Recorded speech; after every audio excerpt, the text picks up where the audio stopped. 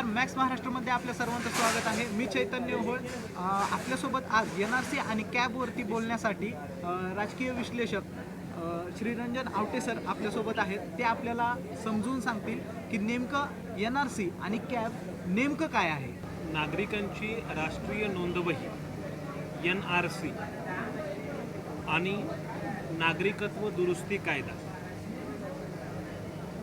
CAA या दोन्हींच्या अनुषंगानं देशभरामध्ये प्रचंड वादंग निर्माण झालेला आहे. प्रचंड गोंधळ आणि अराजक म्हणावं अशी अवस्था आता निर्माण झालेली आहे. मुळामध्ये नागरिकांची राष्ट्रीय नोंदवही आणि नागरिकत्व दुरुस्ती कायदा किंवा नागरिकत्व सुधारणा कायदा काय आहे हे आपण समजावून घेतलं पाहिजे.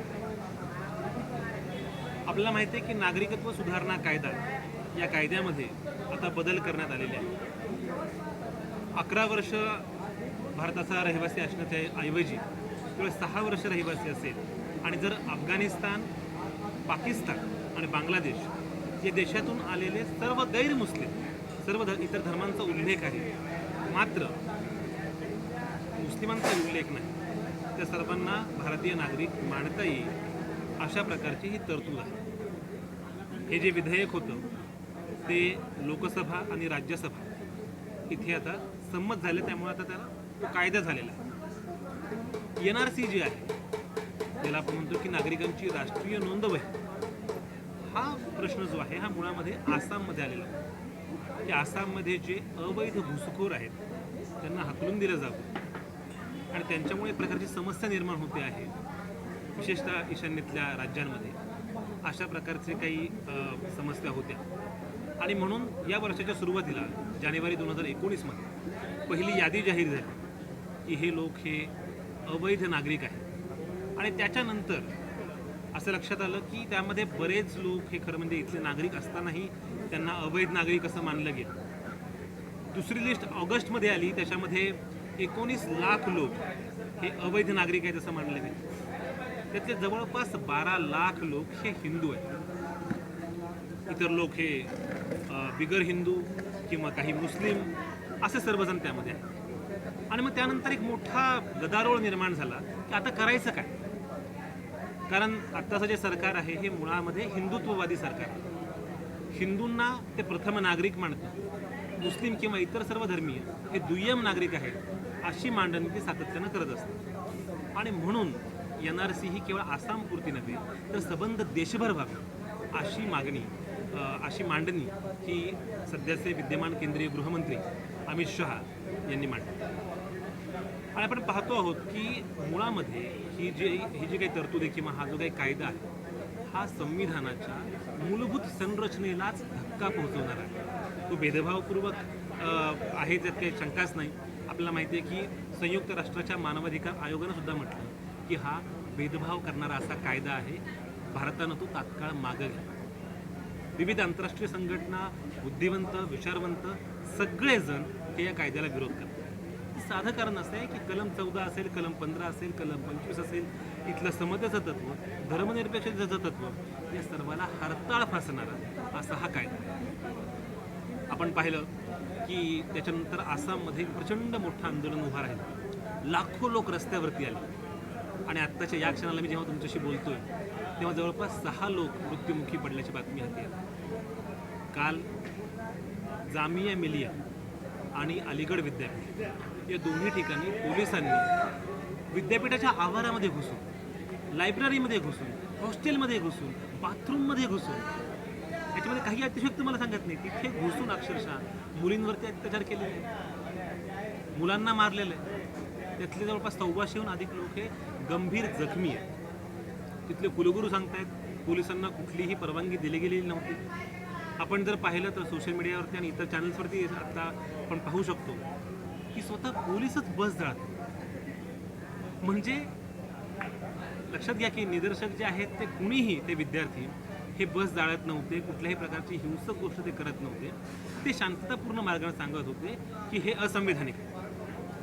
ॲक्च्युली जो प्रश्न पोलिसांचा आहे तर समाजामधून किंवा विरोधी पक्षामधून असाही प्रश्न येतोय की जे पोलीस होते ते हिंदू दल असतील किंवा भाजपाच्या किंवा RSSच्या ज्या शाखा आहेत यामधले ते नागरिक आहेत किंवा त्यांचे माणसं आहेत आणि तीच पोलिसांचे कपडे घालून इथल्या जे सरकारी मालमत्ता आहे त्याचं विध्वंस करतात. त्या बाबतीत काय म्हणतात? अशी शंका उपस्थित होते आहे.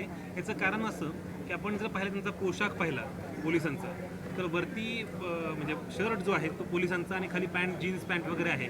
अशा प्रकारचे अनेक फोटो व्हायरल झालेले आहेत आणि त्यामुळे हे खरोखर पोलीस आहेत का? पण प्रश्न असा आहे की पोलिसांच्या समोरच या प्रकारचा वेश घातलेले लोक हे अटॅक करत होते, हल्ला करत होते. ते स्वतः पोलीस असतील किंवा पोलिसांच्या संमतीनं भाजपचीच एक विंग विद्यार्थ्यांवरती कारवाई करत असेल, हल्ला करत असेल, काहीही असलं तरीसुद्धा हे मोदी सरकारनं उचललेलं पाऊल आहे आणि मोदी शहांच्या संमतीशिवाय हे होणं शक्य नाही. एक भयानक गोष्ट आपण लक्षात घेतली पाहिजे की हा सगळा कायदा, हे विधेयक सगळं पास होण्यापूर्वीच डिटेन्शन कॅम्प्स बांधून तयार आहेत. कर्नाटकमध्ये 6 डिटेन्शन कॅम्प बांधून तयार आहेत. एका डिटेन्शन कॅम्पची क्षमता ही 6,000ची आहे. म्हणजे लक्षात घ्या की हे सगळं होण्याच्या पूर्वीच एक प्लॅन असा आखला गेला होता. एक कटकारस्थान, एक मोठं षडयंत्र, राष्ट्रीय पातळीवरचं षडयंत्र हे तयार केलं गेलं होतं की आपल्याला काय करायचं हे लक्षात घ्या. या देशाची फाळणी ही हिंदू मुस्लिम आधारावरती झाली आणि काँग्रेसने ती मान्य केली. अशा प्रकारचा उल्लेख जेव्हा अमित शहा करतात तेव्हा त्याचा अर्थच असा की त्यांना पुन्हा एकदा हा देश दुभागायचा आहे. त्यांना जाणीवपूर्वक इथे फाळणी करायची. मी मागेही म्हणालो होतो 1905ला बंगालची फाळणी केली लॉर्ड कर्झन. तेव्हाही सांगण्यात असं आलं होतं की प्रशासकीय कारणासाठी फाळणी होते. आपल्याला माहिती आहे की कोडा आणि राज्य करा हीच ब्रिटिशांची नीती होती. आज नव्या रूपामध्ये नवा लॉर्ड कर्झन आलेला आहे. पण तेव्हाचा लॉर्ड कर्झन सुद्धा हरला होता. 1911ला तो निर्णय त्यांना परत घ्यावा लागला होता.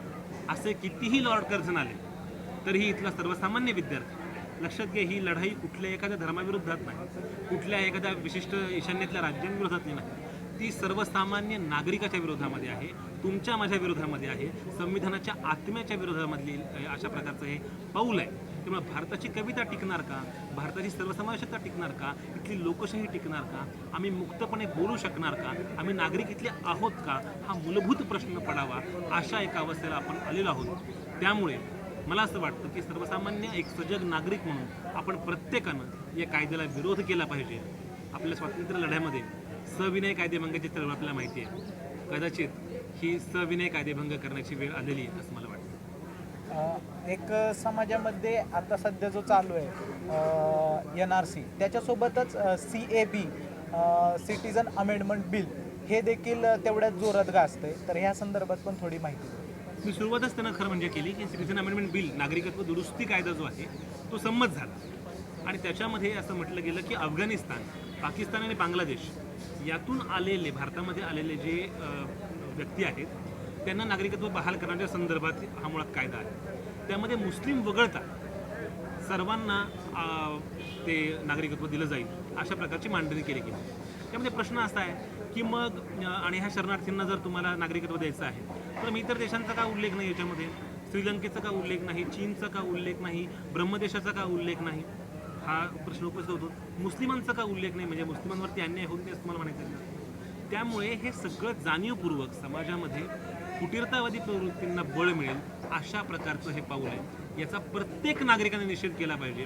जर आपण संविधान मानत असू, जर आपण बाबासाहेब मानत असू, जर आपण गांधी नेहरू आंबेडकरांची परंपरा मानत असू तर आपण या कायद्याला विरोध केलाच पाहिजे. समाजामध्ये या कायद्याला ठिकठिकाणाहून विरोध होतोय, पण जे सरकार मान्य करत नाहीये किंवा कायदा हा पुन्हा डिस्क्लोज करत नाहीये, तर यामागचे नेमकं कारण काय? एक आपण गोष्ट लक्षात घेतली पाहिजे की भाजपचं हे जे सरकार आहे त्यांना प्रचंड मोठं बहुमत आहे. म्हणजे आता शिवसेना बाहेर पडली असली तरी सुद्धा जवळपास 335च्या आसपास त्यांचे खासदार आहेत NDAचे मिळून. आणि त्यामुळे लोकसभेमध्ये कुठलंही विधेयक ते सहजपणे पारित करून घेऊ शकतात. राज्यसभेतही त्यांचं बळ वाढलेलं आहे. आणि हे सरकार जर आपण पाहिलं पहिल्यापासून, म्हणजे ही दुसरी टर्म आहे सरकारची, ते कधीही जनआंदोलनांचं किंवा इतरांचं म्हणणं ऐकून घेत नाही. त्यांना रिव्ह्यू करणं, पुनर्विचार करणं ही प्रक्रिया माहिती नाही. याचं साधं सोपं कारण असं की आत्ताचं सरकार याच्यामध्ये भाजपचे कुठले नेतेही महत्त्वाचे नाहीत. फक्त अमित शहा आणि नरेंद्र मोदी हे दोघंच हे सरकार चालवतात. मी अनेकदा इथल्या भाजपमधल्या अनेक नेत्यांशी बोललेलो आहे. खाजगीमध्ये ते हे कबूल करतात की आम्हाला कुठलेही अधिकार नाही, मंत्र्यांना कुठलेही अधिकार नाही, सरकार फक्त 2 व्यक्ती चालवतात. आणि त्यामुळे भाजपमधले जास्त कशाला आसामच्या विधानसभेचे अध्यक्ष ते स्वतः म्हणाले की हा कायदा चुकीचा आहे, हा समाजामध्ये फूट निर्माण करणारा आहे. अशा प्रकारची गोष्ट हे भाजपचे नेते बोलत आहेत. असं असताना सुद्धा भाजपला असं वाटत नाही की आपण इतरांचा आवाज ऐकला पाहिजे, इतरांचे मुद्दे समजावून घेतले पाहिजे. कारण भाजप एका अशा भ्रमामध्ये आहे की पृथ्वीचा प्रलय होईपर्यंत आपण इथेच सत्तेमध्ये असणार आहोत, अशा भ्रमामध्ये ते आहेत. आणि त्यामुळे ही फॅसिस्ट सरकारांची प्रवृत्ती असते. आपल्याला माहिती आहे की हिटलर आणि मुसोलिनी यांचं जे सर्वंकषतावादी टोटॅलिटरियन स्टेट होतं, ते सुद्धा याच प्रकारची हुकुमशाही, याच प्रकारची दडपशाही करायचं की सार्वजनिक आणि वैयक्तिक सर्व आयुष्यावरती नियंत्रण प्रस्थापित करणं हेच या लोकांचं उद्दिष्ट होतं. आणि ते पूर्ण करण्याचा त्यांनी प्रयत्न केला. पण दुर्दैवानं आपल्याला माहिती आहे काय प्रकारची हिंसा, काय प्रकारचा रक्तरंजित इतिहास आपल्या सर्वांना अनुभवावा लागला. आजही जर्मनीमधला कुठलाही माणूस हिटलरचं नाव ऐकलं तरी त्याची मान शरमेनं खाली जाते. आज ज्या काळातून आपण जातो आहोत, उद्या कदाचित आपल्याला हे अशीच मान शरमेनं खाली घालावी लागेल. पण मला खात्री आहे की हा देश टागोरांचा आहे आणि जिथं अभिमानानं आणि ताठमानेनं आम्ही म्हणू शकतो की होय, आम्ही भारताचे नागरिक आहोत, आम्ही भारताचे लोक आहोत, आम्ही भारतीय संविधान मानणारे लोक आहोत, असं सांगत आपण रस्त्यावरती येऊ आणि या कायद्याला विरोध करू. कारण हा देश आपल्याला टिकवायचा आहे, हे देशाचं संविधान आपल्याला टिकवायचं आहे, इथे धर्मनिरपेक्षता आपल्याला टिकवायची आहे. कारण भारत ही एक सुंदर कविता आहे, इथली लोकशाही हा एक जिता जागता इतिहास आहे. ॲक्च्युली समाजामधून असा उद्रेक होतोय आणि समाजातल्या तरुण विद्यार्थ्यांना किंवा जे याचा विरोध करतायत त्यांच्यावरती अत्याचार केला जातोय, अन्याय केला जातोय. तरीही आपली जी न्यायपालिका आहे किंवा इतर काही पोलीस असतील किंवा यांचा वापर वेगळा केला जातोय. तर त्या संदर्भात काय सांगाल की न्यायपालिकेने कोणत्या प्रकारे ह्याच्याकडे पाहिलं पाहिजे? आपण जर पाहिलं तर विशेषतः गेल्या 5-6 वर्षांमध्ये न्यायपालिकेवरती कायदे मंडळाचं प्रचंड प्रमाणावरती दडपण आहे. त्यामुळे अत्यंत संवेदनशील असे जे खटले आहेत त्या खटल्यांमध्ये राजकीय हस्तक्षेप होतो आहे असं मला खेदानं नमूद करावं असं वाटतं. जे अत्यंत प्रभावी व्यक्ती आहेत त्या जाणीवपूर्वक त्या खटल्यांमध्ये हस्तक्षेप करतात आणि सत्तेला अनुकूल अशा प्रकारचा निर्णय होईल अशी ती व्यवस्था करताना आपल्याला दिसते. आपण कुठलेही खटले जर पाहिले आणि म्हणूनच 12 जानेवारी 2018ला सर्वोच्च न्यायालयाचे 4 न्यायमूर्ती हे प्रेससमोर आले, जनतेसमोर आले आणि ते म्हटले की भारताची लोकशाही धोक्यात आहे. गेल्या 70 वर्षांच्या इतिहासामध्ये असं कधीही झालेलं नव्हतं की सर्वोच्च न्यायालयाचे न्यायाधीश समोर येतात, आपलं प्रोटोकॉल मोडून येतात आणि सांगतात की होय, भारताची लोकशाही धोक्यात. त्यामुळे आपण पाहतो आहोत की अगदी अयोध्येचा निकाल असेल, 370 बाबतच्या याचिकांच्या गोष्टी असतील आणि आत्तासुद्धा जेव्हा याबाबतची याचिका होते आहे नागरिकत्व सुधारणा कायद्याच्या संदर्भामध्ये, तेव्हा आत्ता जी ताजी बातमी हाती येते त्यानुसार ते असं म्हणत आहेत की पहिल्यांदा हिंसाचार थांबवा, मग तुमच्या याचिका आम्ही ऐकू. आता हिंसाचार कोणी थांबवायचा असेल, हिंसाचार कोण करत आहे, हिंसाचाराला खतपाणी कोण घालत आहे, हे सुस्पष्ट लोकांच्या समोर आहे. कॅमेऱ्यामध्ये ते कैद झालेलं आहे की सरकार स्वतःहून, म्हणजे ज्याला आपण म्हणतो स्टेट स्पॉन्सर्ड, अशा प्रकारची ही हिंसा होते आहे. याला सरकार जबाबदार आहे आणि इथे शांतता आणि सुव्यवस्था टिकवणं ही मूलतः सरकारची जबाबदारी आहे. सरकार या जबाबदारीपासून दूर पळू शकत नाही. जो सरकारने हा कायदा पास केलेला आहे किंवा करणार आहे ह्याच्यातून विरोध होत आहे आणि यानंतर जे कायद्यानंतर जे सरकारला बेनिफिट भेटणार आहे, ॲक्च्युली त्या सरकारचा या कायद्यामागचा अजेंडा काय आहे? या कायद्यामागचा अजेंडा सरळ असा आहे आणि तो खरं म्हणजे भाजपच्या जन्मापासूनचा आहे. तो म्हणजे पोलरायझेशन टेक्निक, ध्रुवीकरणाचं तंत्र. हिंदू आणि मुस्लिमांमध्ये दरी निर्माण करायची आणि जी हिंदुत्ववादी मतं आहेत किंवा हिंदूंमध्ये एक इन्सिक्युरिटी निर्माण करायची की बघा तुमच्यावरती अन्याय होतोय, त्यामुळे हिंदू खतरे में है, मुस्लिम खतरे में है असं म्हणत भाजपवरती जो निवडणुकीचा खतरा आहे तो दूर करायचा. हा भाजपचा स्वच्छ अजेंडा आहे. त्यांना निवडणुकीमधलं यश हवं, पण त्या निवडणुकीमधल्या यशाकरता अक्षरशः लोकांचे जीव घेण्यापर्यंतच्या गोष्टी घडत आहेत आणि हे अत्यंत दुर्दैवी असं मला वाटतं की इतक्या खालच्या लेवलचं हे राजकारण आहे की शब्दामध्ये मी बोलूही शकत नाही, पण त्याचा निषेध करावा तेवढा थोडा आहे. कारण हे जाणीवपूर्वक ते करतात हे आपल्या लक्षात येतं की त्यांना हिंदू मुस्लिम याच्याशिवाय ते बोलू शकत नाही. आपली अर्थव्यवस्था ढासळलेली आहे, बेरोजगारीचे आकडे वाढत चाललेले आहेत, GDPचा आकडा इतका खाली आहे की आपण म्हणजे सांगतात ते 4.5%, पण अनेक अर्थतज्ञ सांगतात की त्याहून खाली आपली अर्थव्यवस्था गेलेली आहे. पायाभूत सुविधांचा प्रश्न आहे, इलेक्ट्रॉनिक बॉन्डचा घोटाळा समोर आलेला आहे, डेटा प्रोटेक्शन बिल समोर आलेलं आहे. हे सगळे महत्त्वाचे मुद्दे जे आहेत त्याविषयी चर्चाच करायची. ते मुद्दे जनतेच्या समोर येऊ द्यायचे नाहीत.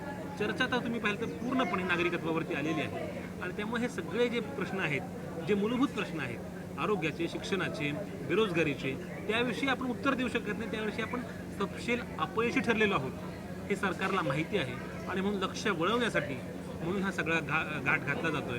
पण हा सगळा घाट घातला जात असताना भारताचं ज्याला आपण म्हणतो भारतीयत्व जे आहे त्या भारताच्या सगळ्या आत्म्यावरती हा घाला आहे. भारताचे लोक हे सहन करणार नाहीत, त्याला ते ठोस प्रत्युत्तर देतील अशी मला आशा आहे. सुरुवातीला भारतीयत्व हे सादर करायचं तर ते नाऱ्यातून सादर करावं लागत होतं. आता त्याला पूर्णपणे एका पत्राचं स्वरूप दिलेलं आहे आणि इथल्या सामान्य माणसाला आता ते कागदपत्र स्वरूप सरकारला सांगून की आम्ही भारतीय आहे हे करावं लागणार आहे, म्हणजे प्रूफ करावं लागणार आहे. पण आजही भारतात असा काही समाज राहतो जो कोणत्याही शिक्षणापासून वंचित आहे, कागदपत्रांपासून वंचित आहे. असा आदिवासी समाज आहे किंवा आपले जे आजोबा पणजोबा असतील यांचीही कोणतीही कागदपत्र अवेलेबल नाही आहे. तर या सामान्य नागरिकांना त्याचा कसा तोटा किंवा फटका बसणार आहे? खरं जर पाहिलं तर एक साधी गोष्ट अशी आहे की आपल्याकडं जनगणनेचा डाटा सगळा आहे, आपल्याकडे आधारचा डेटा आहे, आपल्याकडे मतदार यादी आहे. त्यामुळे भारताचे नागरिक कोण याची कल्पना भारताच्या सरकारला पुरेशी आहे. असं असताना पुन्हा NRC करण्याची काहीही आवश्यकता नाही. तुम्ही कुठल्याही तज्ज्ञांना, समाजशास्त्रज्ञांना, बुद्धिवंतांना, विचारवंतांना विचारलं तर ते तुम्हाला हेच सांगतील की आता NRCची कुठलीही आवश्यकता नाही, हा मुळात प्रायोरिटीचा विषयच नाही. पण आता जाणीवपूर्वक तो विषय निर्माण करू आणि आता तुम्ही जे म्हणता आहात त्यानुसार याच्याविषयी अजून सुस्पष्टता नाही की जो इथलाच नागरिक आहे त्यानं कोणकोणती कागदपत्र सादर करायची आहेत असं म्हटलं जातं आहे आणि त्याविषयी मला अजिबात अजून खात्री नाही आहे. पण 1951 पूर्वीपासूनची तुम्हाला डॉक्युमेंट्स सादर करायची आहेत. तुम्ही उल्लेख केलात आदिवासींचा, मी सांगतो भटक्या विमुक्तांचे प्रश्न आहेत, अगदी जे मध्यमवर्गीय आहेत, कनिष्ठ मध्यमवर्गीय आहेत त्यांची सुद्धा डॉक्युमेंट्स नाहीत. पण त्यांना तुम्ही भारतीय नागरिक म्हणणार नाही. जे गेले अनेक वर्ष ज्यांच्या पिढ्या इथं राहत आहेत त्यांना तुम्ही भारतीय नागरिक म्हणणार नाही. हा जाणीवपूर्वक भारतीय नागरिकांमध्ये फूट पाडण्याचा प्रयत्न आहे आणि त्यामुळे हे मुळामध्ये प्रॅक्टिकली व्यवहारीयदृष्ट्या हे इम्प्लिमेंट होऊ शकतं असं मला वाटत नाही. पण ते निर्माण करून अंमलबजावणी तर ते होणारच नाही, ते होऊ शकत नाही. एवढ्या मोठ्या पातळीवरती आपण माहिती आहे की ते आसाममध्ये करण्यासाठी जवळपास 1600 कोटींचा खर्च आला. सबंध भारतभर जर ते करायचं असेल तर 65,000 कोटी रुपये लागतील असा अंदाज आहे. त्यामुळे एका बाजूला अक्षरशः केंद्र सरकार हे रिझर्व्ह बँकेच्या खजिन्यातून आपल्याकडे पैसा वळवत आहे, म्हणजे इतकी भयंकर अडचण निर्माण झालेली असताना नाही त्या गोष्टीसाठी 65,000 कोटी रुपये एवढी रक्कम खर्च करणं आणि शिवाय सर्वसामान्य भारतीयांना, अनेक लोकांना त्यामध्ये सगळं सामील करून घेणं ही मला वाटतं की भारतीय राष्ट्रीय संसाधनांची हानी आहे. त्यासोबतच कॅब आणि NRC मधून दोन एकमेकाला विरोध असे ऑप्शन दिसून येत आहेत उघडपणे की NRC मधून इथे राहणाऱ्या लोकांना आपलं भारतीयत्व प्रूफ करावं लागतंय आणि त्यानंतर जर ते प्रूफ करू शकले नाही तर त्यांना इथून हलवण्यात येईल. ही खूप मोठी प्रोसेस आहे ॲक्च्युली. पण आणि कॅब अंतर्गत जे बाहेरचे आहेत, जे हिंदू आहेत, ख्रिश्चन आहेत, त्यांना भारतामध्ये पुन्हा बोलवण्यात येतं. तर इथल्याच राहणाऱ्या लोकांना साधन संपत्तीचा म्हणा किंवा रोजगाराचा मुद्दा उपलब्ध नाही आहे आणि तुम्ही इथल्या लोकांना बाहेर पाठवणार आणि त्या लोकांना आतमध्ये घेणार, जे ॲक्च्युली बाहेर आहेत, भारताच्या बाहेर राहत आहेत, त्यांना सिटिझनशिप देणार. तर याकडे तुम्ही कसं पाहता? नाही, त्याच्यामध्ये मुख्य मुद्दा असं की जे शरणार्थी आहेत त्यांनाच नागरिकत्व देण्याची भाषा ते सध्या करत आहेत आणि त्यामध्ये त्यांचं एक म्हणणं असं आहे आणि जे काही अंशी खरं आहे की इतर देशांमध्ये जे अन्याय होत आहेत धार्मिक आधारावरती, तर त्या अन्यायग्रस्त जे आहेत त्यांना आपण इथे नागरिकत्व बहाल केलं पाहिजे, त्यांना आश्रय दिला पाहिजे. ही भूमिका म्हणून ठीक आहे. पण मुळामध्ये मग रोहिंग्यांविषयी काय बोलणार तुम्ही? मग तमिळींविषयी काय बोलणार जे श्रीलंकेतनं आलेले आहेत? त्यांच्याविषयी काहीच आपण भाष्य करत नाही. त्यामुळे हे अत्यंत निवडक पद्धतीने केलेल्या गोष्टी आहेत आणि मी मगाशी म्हटलं त्याप्रमाणे मुळात भेदभावावरती आधारित असा हा कायदा आहे. त्यामुळे स्वाभाविकपणे त्याचं इम्प्लिमेंटेशनही त्याच प्रकारचं होतं. राहत इंदोरी यांच्या सुप्रसिद्ध ओळी आहेत, सभी का खून शामिल है यहाँ की मिट्टी में, सभी का खून शामिल है यहाँ की मिट्टी में, किसी के बाप का हिंदुस्तान थोड़ी है। छान विश्लेषण केलं सरांनी. किसी के बाप का हिंदुस्तान नाही हे. इथे असलेल्या प्रत्येक माणसाचा ह्या देशावरती तेवढाच अधिकार आहे. NRC असेल, कॅब असेल, या गोष्टीतून सरांनीही या शेवटच्या 2 ओळीतून हेच सांगितलं की इथल्या प्रत्येक समाजातल्या माणसाला सेक्युलर राहण्याचा आणि प्रत्येक तो कोणत्याही जातीचा असेल, कोणत्याही धर्माचा असेल, कोणत्याही विशेष देवाची पूजा करत असेल, त्याचं देशावरती तेवढंच प्रेम आहे आणि त्यांना तुम्ही ते महत्त्व, ते देशाचं भारतीयत्व बहाल केलंच पाहिजे. आपण मॅक्स महाराष्ट्रासोबत जोडला. धन्यवाद.